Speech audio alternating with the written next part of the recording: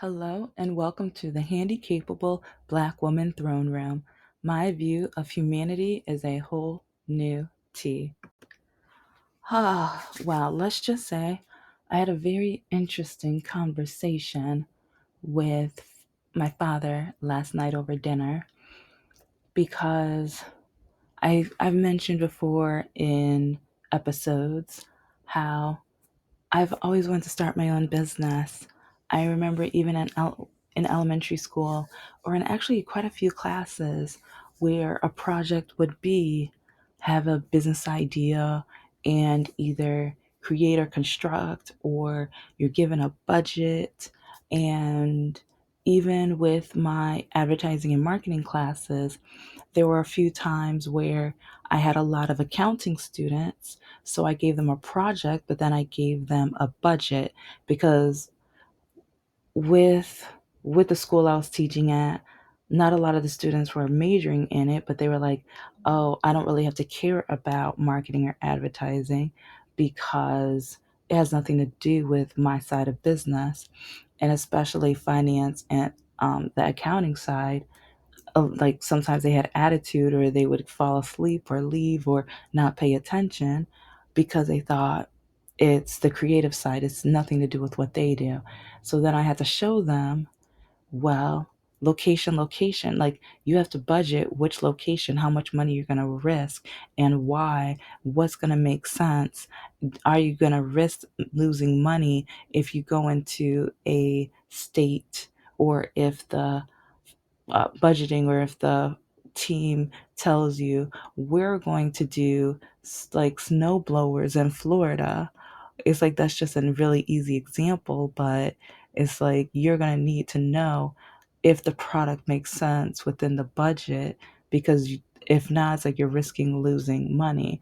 And so I did a lot more with that and everything, but that's just examples, because even choosing the colors, and then I was showing the students how all around the world the most common favorite colors are different and things like that. So even with budgeting, how, like if it was a clothing line or like almost any product, how many colors are you going to do, and how many of each are you going to make, because the sellability of each one's going to be different. So, but okay, here we go. So you see that I love my education. I love digging into the topic and everything. But I've always wanted to run a business. I've always wanted to be an author. I've always wanted to be creative and design and like express myself in different ways. But it was really, last night was kind of disheartening. And especially the last few years since my mom has passed, it's been heartbreaking because when I finished college, even before, I remember telling my mom that I wanted to start a business and that I wanted to be an author. And so many times she threatened me. If you start a business, I am kicking you out. If you try to start a business, you will have no, like, just so many like threats and trauma. I've lost count. But I mean, if I really dig in, but sometimes it's so, yeah, it's a lot. So it's better that I don't try to think about that right now. But it was to the point where my mom was so determined to make sure that I didn't become a author, that I didn't start my own business, that I didn't become a real estate agent, and that I didn't continue my poetry, and that I didn't get on YouTube. There's a couple others, but with starting a business, she threatened to kick me out. But it was to a point where she would call me to the room and she would, oh my gosh, the things she would tell me. But she started a routine. Every month, when I get a bank statement, because they came in the mail back then. I mean, I think they just started being online, but it's like they still mailed them. I had to print it out or either print it, like, because, yeah, when they were online, I had to print them out. But before the internet was the internet, I had to show her, and it had to still be in the envelope. So when it came in the mail, she would call me to the room. I would have to hand it to her, even though she brought in the mail a lot. Like sometimes I would bring in the mail, but if she, like, especially when before she retired or whatever, um, yeah, she would already know it's in there, but she would make sure I go to the table and see it. So then when she calls me to the room, I already know. Yeah, she just wants to see the bank. She wants to see my statement because she would look over it to make sure that I wasn't starting a business. She would look at each transaction and she would ask me what the transactions were for, if any of them looked different, and if any of them were of a high price. I would have to, especially if it was an object, I would have to go to my room, get the object, and present it to her. Because she says, like, if you're trying to start something, you're going to grab those bags, I'll throw you out. I'll throw you, like, yeah. It wasn't like, it was a lot more aggressive, but I know I did that before. And one of my friends who listened to the episode, she was just like, that was like, that was kind of scary. And so I'll try not to reenact her exactly because, yeah, yeah, it wasn't pleasant. But anyway, and I've already told you guys how with my novels, with my stories, I had to start hiding my notebooks in the bathroom under the sink because she would come into my room and open drawers and throw out notebooks, throw out my stories and my ideas. And with my poetry, she asked one of my sisters to keep track, or like one time, my sister saw me writing and my mom called me down telling me I had to bring the notebook down with me. And she looked and read it. She was like, "This is too depressing. You better stop writing this." Sorry, that was a lot more like her, but that was, yeah, let's just say I I remember that day so vividly and it still traumatizes me. So, but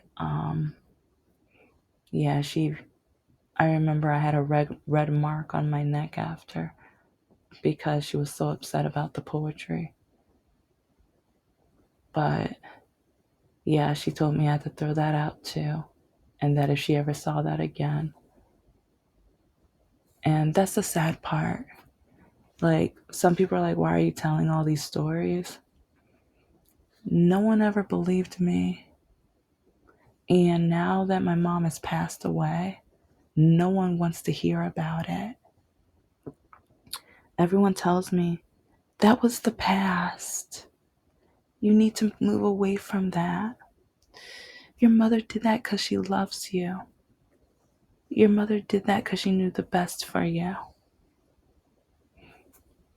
But it really upsets me and frustrates me because my dad told me after he retired, him and my mom would have started a business, but they had no idea what to do.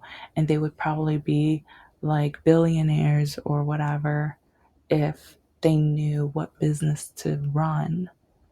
And it's fun. I had a notebook of a few business ideas that I like. Yeah, there was one notebook. It's like, oh, I think I put it under the bookcase. I found it, or I remembered, I think 2017. I remember, I think I was cleaning the kitchen or something, and it dawned on me I have one or two notebooks under that bookcase. And so, oh, and it's so heavy too. But that's one reason I put it there, because it would have been too hard for her to get to. But I had some business ideas prepped and ready. But I don't know why she, and some people are like, "Oh, she loved you, she hated me." And it's like, she took care of me, but she hated me. And that's the truth. That is the truth. She took care of me. And she took care of me because she didn't want family members to look at her funny. She took care of me. Yes. She made sure I had my education. Yes. But when I was taking my real estate class, trying to do the homework, she would calm me down. She made me watch a documentary about real estate agents who got murdered. And she made me watch it more than once. And then I would come from class. And then once she saw me, she would get on her knees. Praise God, hallelujah. Make sure she fails that class. Make sure she doesn't finish. Make sure she doesn't go through with it. God, Jesus, please make sure she fails. Make sure she's terrible at tests, so you know what to do. Make sure she fails. Oh, and hallelujah in Jesus' name. And then she would start saying scriptures and everything like that. Make sure she fails. Make sure she doesn't get through. Make sure she's too scared. You know she has like, and that's the disheart. Like, oh my gosh. So you know how I am with tests. You know I'm awful with tests. So you have the nerve, like, so yeah. Like when people tell me she loved me, but then when I remember saying no she didn't. Oh my gosh, that like that family member's like, no, you're gonna have to go to the church counselor. You're gonna have to talk to one of them. They're gonna guide you through. No, your spirit is just hurt. Your spirit, no, Sheila. I'm just. So you threaten to kick me out the house if I start a business. You threaten to throw me out if I become an author and write books, and you throw away the stories when you find them. And same thing with my poetry. And then with starting YouTube, you literally have family members like keeping track of me on Facebook and try like looking me up on social media, because if they find anything associated with me on YouTube, I was going to get kicked out. But to find out that my mom and dad wanted to start a business right after he retired. And yes, it's like some people are going to be like, well, you didn't have any money. I started working at the zoo and I was doing promotional modeling. I was being a nanny. I was doing anything and everything. And it's like, yes, it would not have been anything big, but even with YouTube, if I had started YouTube when YouTube was starting off, now it's so competitive. And it's like, I don't know, like, yeah, I probably won't, I would never be like Mr. Beast or any, like, I've never been an attention getter. I've never been like, oh, let's hop on this subject unless I'm interested in it. And so that's why a lot of my videos, I talk about a subject, but it's what I find interesting. It's not going to be the trendy. It's not going to be the look at me, look at me. But just knowing how, with a lot of the things that I'm working on and starting on now, and now, like when I showed my father my first children's book, you made this, you did this is beautiful, this is wonderful. That's what he said when I handed it to him.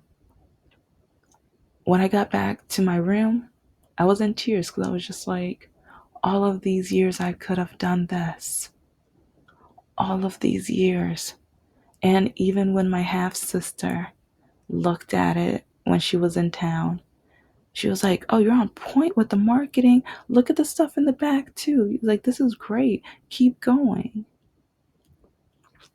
And now that I'm starting with the greeting cards, it's like, it breaks me. It hurts that I I've always had so many ideas, and I'm not saying that they should have started my business for me, but I think it's really funny that I've dated quite a few guys who they they didn't they had jobs, but I was like, and these are white guys too. But their parents literally were like, oh no, we want you to be your own boss, so we're gonna buy you a business. Each of their parents bought them their own business so then they could be the boss. And so watching this and looking at this, I'm just like, are you kidding me? And with one, it's like him and his mom were going to real estate school together because they thought they could partner up and do it as a team. And she was helping him study because he's terrible at tests. So I don't know. Sometimes it's traumatizing sometimes when I see this because I'm just like, why couldn't I have a minuscule piece of that support? And why was I told that the only thing I would ever be is someone's maid? And even when I did promotional modeling and I was starting to make enough to pay off student loans and like I was getting on my feet, I was slowly just like saving money and paying off student like, just student loans, but also trying to figure out how can I invest my money to grow so that I can be fully independent, fully on my own. But then my father said, because he saw me when I was working at a Santa booth at the mall for almost 2 months. It was like a month and a half promo. But he was like, oh, you're doing this stupid work. It's fifth grade work. Anyone can do this. Anyone can do that. And I remember one of my sisters was just laughing at me because she's the one that told me. She came home laughing, telling me, daddy says like you're doing stupid work. You're doing fifth grade work. And I'm looking at her like, stupid work that pays okay, well at least it's about, I think it was $18 or $20 an hour. So part of me is just like, okay. And I remember that night that she said it because with one of my favorite Santas or Santa's helpers, there there was a deaf child there, and the Santa there was deaf. Well, not deaf, or he knows how to sign. He knows ASL, and I know a little ASL. So at first, when I saw the child, and I saw some of the maneuvers, and so I went up to Santa and I was like, "You have a special child coming up, but it's like you're going to have to speak with your hands." And I remember with the kid, he loved the lights.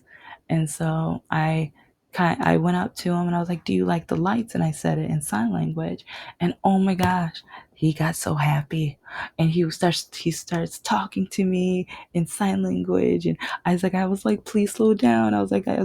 I'm not fluent. And the parents were like, "Oh yeah, you found a friend. You have found someone to talk to." And while he was in line, oh my gosh, he was just like, "Oh my gosh, I'm gonna see Santa. I'm so happy." And he talked about, I believe it was a blue truck that he wanted, and then some kind of robot toy. But oh my gosh, he was so excited. And it's like he signed Cookie because him and his mom were gonna make cookies and stuff. And so I was like, "Are you gonna have frosting on it?" And oh, he was just like, "Ooh!" And so it's like I remember he looked up at his mom and asked, like, "Can they put frosting?" And she was just like, "Oh, that'll be messy, but I think Santa will like them." And she looked at her husband or whatever. And but I just remember like when they went up to Santa, because oh yeah, and I asked the couple, like I was like, well, I asked him and he signed, but he signed a little too quickly, and I didn't want him feeling like I didn't want to understand, so I I was like, okay, can you please tell me and spell his name for me? And so she said it again, and she's like signed and everything. And so then I went to Santa and I told Santa his name and how to spell it. And so when he came up, Santa signed. He was like, "Oh, it's my friend," and he signed his name. Oh my gosh, he had the biggest smile. He was like, "How do you know? How do you know it's me?" Oh my, he was like, "I'm Santa, ho ho ho," and oh my god, like, so I don't know. It's just like when I got home, I was so tired and exhausted, but happy. But then I was told that I do dumb work, I do stupid work, I do fifth grade work.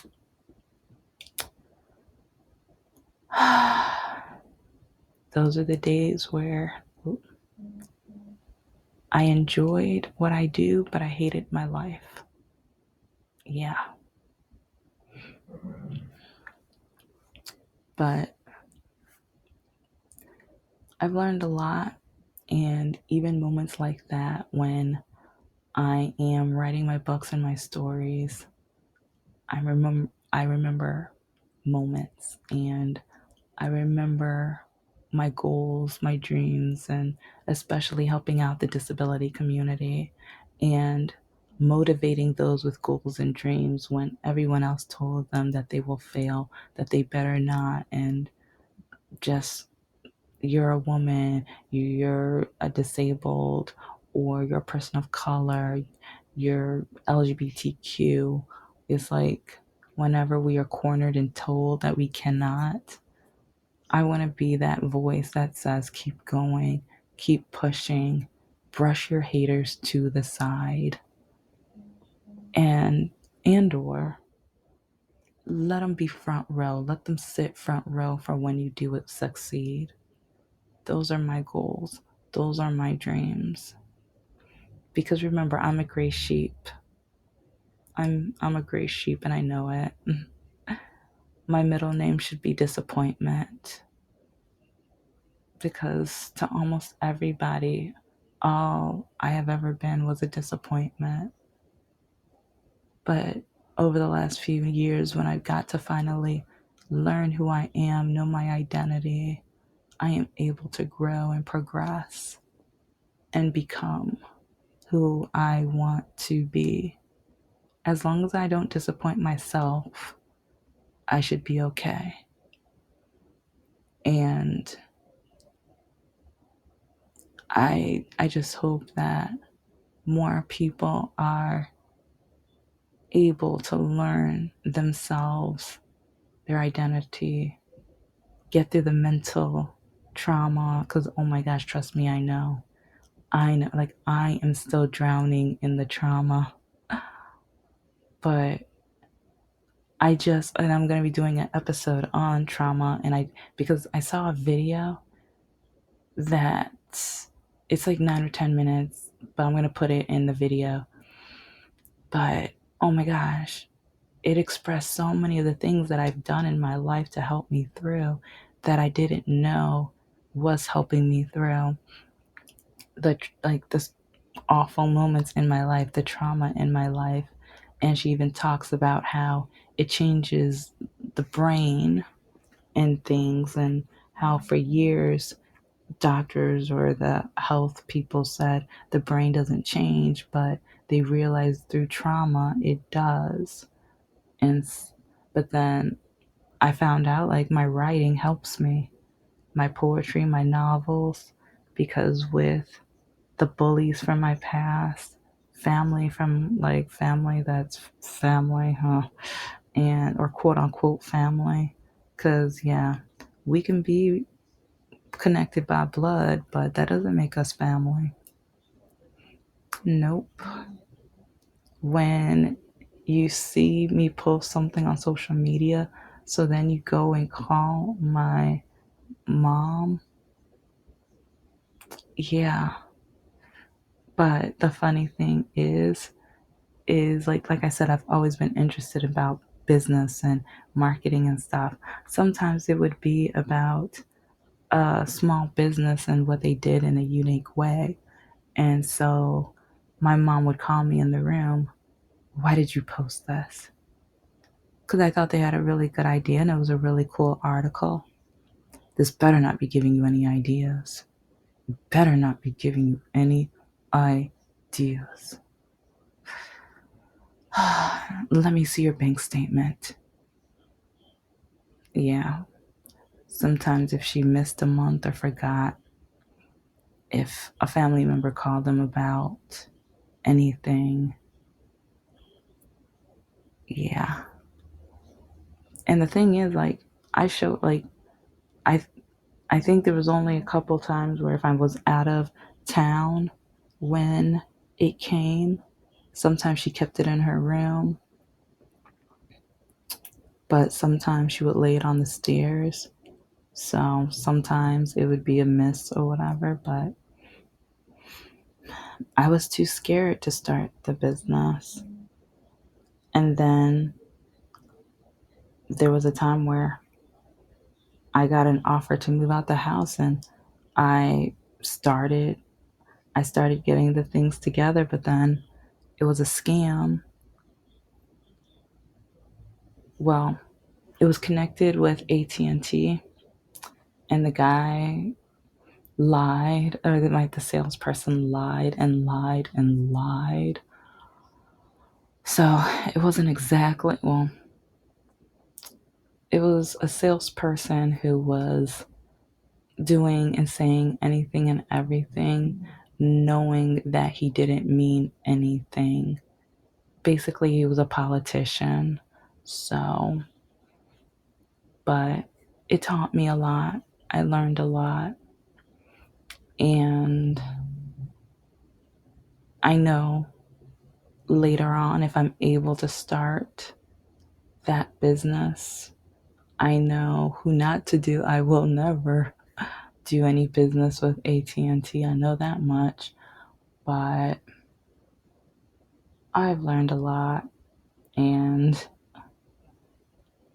I've learned a lot about love and tolerance and expectations being a disappointment.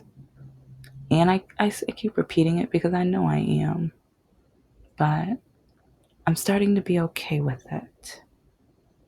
A couple of years ago, it kind of dawned on me that, yeah, I am a disappointment.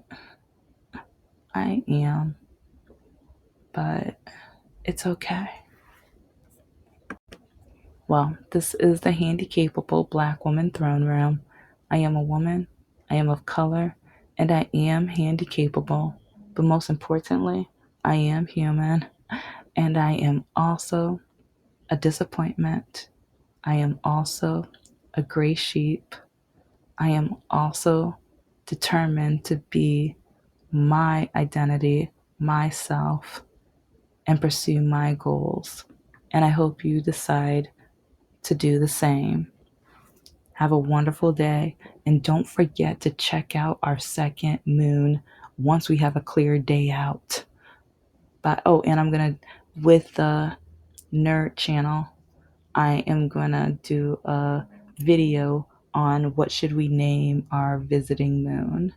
Talk to you later.